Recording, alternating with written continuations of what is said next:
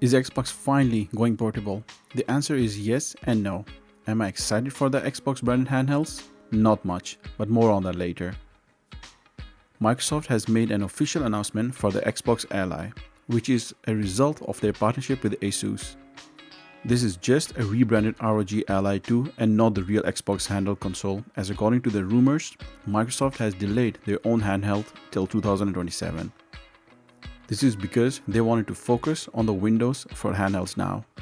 This change in Microsoft's approach is due to the release of SteamOS for other handhelds. SteamOS is a big deal.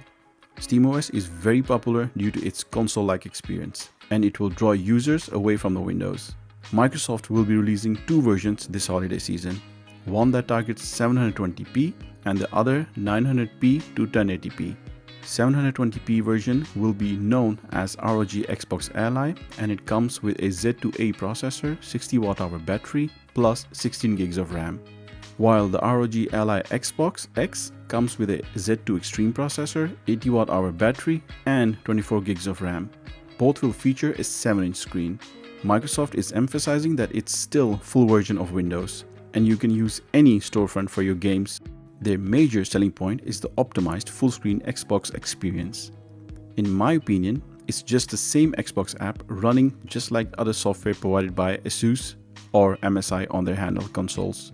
Microsoft promises longer battery life and a console-like Xbox UI that boots directly, minimizes background activity and frees up RAM. This should add extra FPS on the screen counter, but again, it's like running the Xbox app in full screen mode. These features won't be exclusive to these two devices only and eventually make their way to other devices. Now, why I'm not super excited about these versions? Basically, they are just rebranded ROG Ally X with updated specs. If Microsoft would release their handheld, they would have used a custom chip rather than a Z2.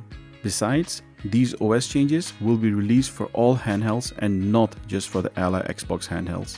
The biggest problem in my opinion is that they are still keeping the Windows rather than making a dedicated handheld OS. Windows is known for its clutter and occasional strange behavior, while SteamOS is a feature-rich and game-oriented OS providing a very console-like experience with the greatness of PC flexibility. In SteamOS, you have the full control. You can set the TDP, change brightness, change refresh rate, and you can achieve all this with just a few button presses.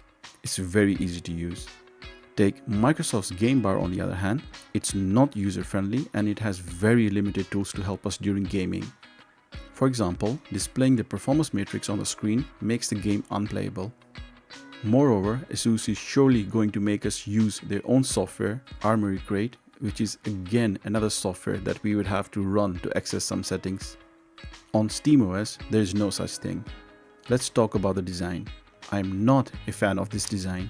I get that they are going for the Xbox controller look, but this is basically a recycled design. They just took the Ally X, put the dedicated Xbox button and mixed it with the Xbox controller grips. I think they could have done better with the design. It just does not stop there. They are using the same screen, joysticks, buttons, D-pad, triggers and bumpers for these new versions. Which is very disappointing for me because if I'm buying a new handheld, I would like to see some improvements over the previous version. You have seen these new devices. They are bulky as ever, as if no one said, hey, let's make these devices a bit slimmer than the previous generation. Game Pass is the only thing that I keep thinking about once I'm on SteamOS. That is one of the biggest reasons why I would ever keep dual boot. If there would be ever a native app for SteamOS, goodbye Windows. Well, that's my take on these new handhelds. Let me know in the comments below if you agree or disagree with me on this. As always, do like and subscribe.